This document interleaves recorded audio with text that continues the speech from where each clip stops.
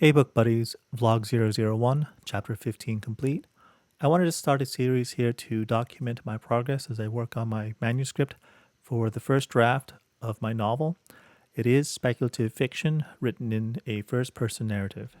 Just to put some numbers out there, for 15 complete chapters, I'm at about 32,000 words, and it's taken me a little over 2 years to get to this point. So to break that down, for 1 year, it's about 16,000 words. 1 week, 307 words. 1 day, 44 words. So I did intend for the novel to be 100,000 words. And at my current pace, I'm looking at another 4 years, 6 years total to complete my first draft. That is quite a bit of investment, but I see it as trying to push a boulder up a hill. At some point, there's going to be an inflection and it's going to be downhill.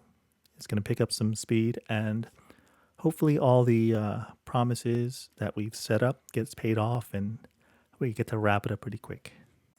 At this point, 15 chapters in, I want to talk about a major decision authors will have to make that will affect their novel from the very beginning to the very end.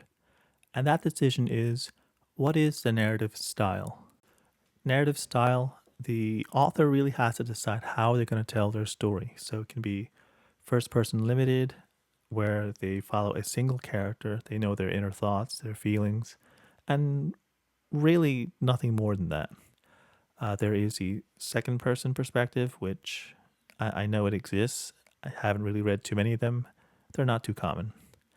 There is the third person limited and third person omniscient. Basically, these styles are kind of like how someone is retelling a story. They weren't there in person, so they don't really know what's going on in their minds. They can make that inference. And sometimes they might get the story wrong. They might add things, might leave things out. So with the third person, there's different ways to approach it. So it doesn't necessarily have to be what any one particular character knows, you know? So the narrative style is basically a promise that you have with the reader, which is why it's a really big deal, a really big decision that you have to make as an author. Because what happens if you write a story like I'm choosing to write the story in a first-person limited style? That means for my one character, I can know everything about that character, what they see, what they hear, but I really don't get that same privilege from other characters. So I don't know what, the villain of the story or the antagonist. In Omniscient, it's complete opposite. There is no mystery to the reader. They know what's going on backwards and forwards. It's not really a mystery at all.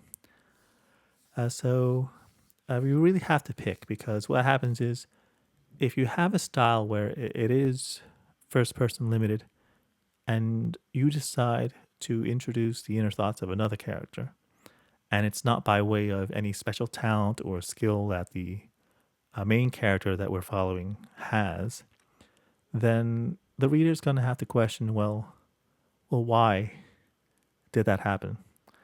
And can it happen again? So if at some point in the book, the reader is given the inner thoughts of another character, later on they're going to think, well, why doesn't it happen again with this critical point with the villain or the antagonist? So if you break that promise at any point, then you have a lot of problems. If you think about Star Wars, the movie, the sequel trilogy, there's episode 8, The Last Jedi, where I think Holdo does the Holdo maneuver. It's basically hyperdriving a spacecraft into other spacecrafts, and that apparently is a technique they used, which is surprising. No one's really used it that before, and the question is, well, why don't they use it more often, or can they do that with smaller vessels? So a lot of things to consider. These actions have consequences, and it's just easier just to stay out of this quagmire where you really don't know what to expect anymore. The narrative style is a promise that we're going to tell this story and we're going to keep to these rules. If you're familiar with Brandon Sanderson and Sanderson's second law of magic, he states that limitations are more interesting than powers. And I think this is a great observation because what you're doing here is deciding for yourself what the limitations are going to be. If you go back and look at cinema history before we had the talkies and they added spoken audio to films and movies, they used to have shorthand, so they developed like characters twirling their mustaches just to signify that this is the villain, or they'd be involved in some degenerate behavior like gambling or smoking. The ways to tell the audience that these are the bad guys in a way. They also developed other techniques like a long stare, where the two persons are sharing a moment, and you figure out, oh, these are the romantic interests of the story. So when you have limitations, you get these shorthands, and it's the same thing with children too. When children are told, you shouldn't curse or you shouldn't speak profanities, children come up with their own little language. So you could have frick, or it just sounds just sounds bizarre. You think it's not adult conversation. Poetry has limitations too if you're not writing free verse. It could be a particular rhyming scheme, or it could be a particular length of meter. When you hear the first stanza of this poem by Robert Frost, whose woods these are, I think I know. His house is in the village, though. He will not see me stopping here to watch his woods fill up with snow. The lines are so structured, so fitted. I'm pretty sure he didn't write them by mistake. So they were intended. Limitations help to shape the writing. So it's like a vessel, like a jar, and the writing is the water that you're pouring into it. You fill in that particular shape, and this is a different discipline. It's different than omniscient writing, where anything goes. It's really up to the author to focus in on what's pertinent to the story. And it can be easy to get lost if you have so many options. So limitations are really there to help guide the writing and to guide the reader. That's why we have genres. We have like a mystery genre. Whatever the intrigue is gets revealed, in whole or in part by the end. Romance is another genre where by the end of the story, we kind of figure out if the couple get together. So I think they actually have to get together as romance, otherwise they'd be classified as something else. So mystery and romance, they're the two best-selling genres, and I think it's because they define how the story ends. You can have a different genre like fantasy, and all you need to do is insert a dragon. So fantasy locations, fantasy creatures, and you have that's your genre trope. For science fiction, you can set a story in space. You can have aliens or technology.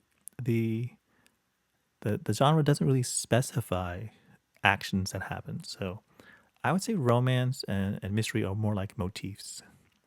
These events have to happen more than including certain tropes. And as the writer, when you pick your narrative style, first person, second, third, omniscient, you really have to keep to that. But that's not to say that there aren't any techniques that you can use, especially if you're in a limited perspective. So it could be that a character finds a notebook or a diary where the inner thoughts of another character are revealed. It could be something like in Back to the Future where Marty McFly is in his car, and then the car next to him challenges him to a race, and uh, in one timeline he does go for the race and gets injured, and then as he matures he doesn't get pulled into that race, and he's better off for it. So different character developments, different things to tell, show, and not tell, I guess. So, well, just to wrap it back up, yeah, I want to highlight there for the first third of my manuscript. Show, don't tell. So, if you like this podcast, hit the like button, subscribe, comment. Just let me know. I'll probably do another one when I finish the next chapter. And yeah, I'll let you know how it goes. Thank you so much. Bye bye.